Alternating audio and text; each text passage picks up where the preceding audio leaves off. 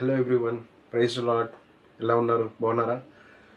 చూడండి, మనము మన లైఫ్ స్టైల్లో డైలీ చూస్తుంటే కొన్ని ప్రాబ్లమ్స్కి, కొన్ని సిచ్యువేషన్స్కి, కొన్ని వాటికి మన మైండ్ డైవర్ట్ అవుతూ ఉంటుంది.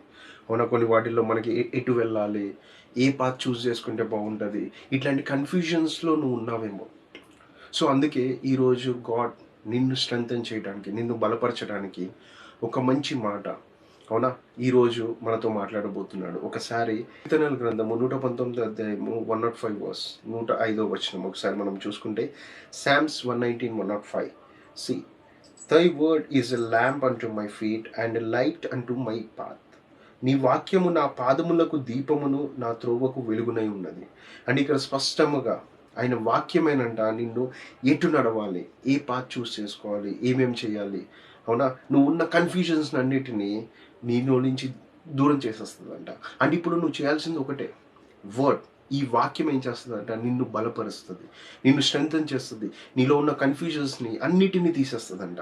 సో ఈరోజు దేవుడు నీకు ఒక మంచి మాట చెప్తున్నాడు. ఏంటిదో తెలుసా? Meditate my word, I will guide your path.